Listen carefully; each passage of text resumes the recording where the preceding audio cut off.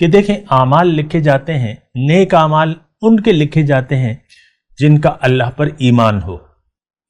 جن کی منزل اللہ ہو، جن کی ترجیح دنیا میں زندگی گزارنے کی اللہ ہو،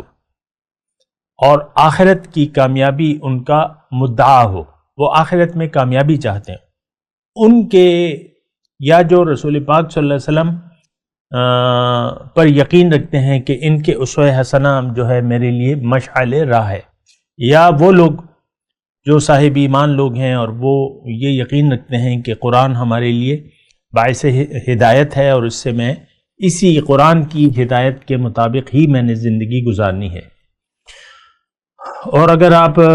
زیادہ میں آپ کو پریشان نہ کروں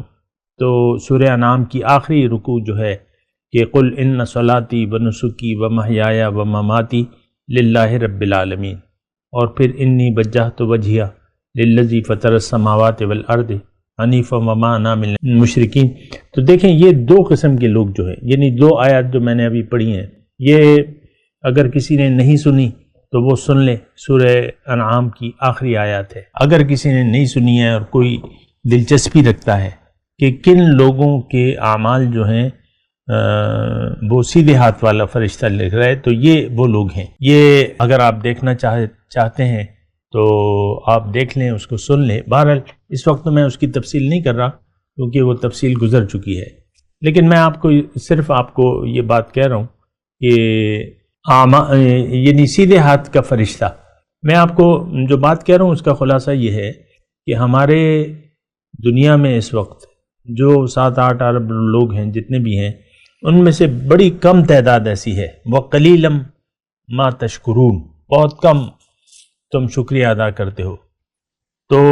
بہت تھوڑے لوگ ایسے ہیں کہ جن کا سیدھے ہاتھ والا فرشتہ جو ہے مصروف ہے،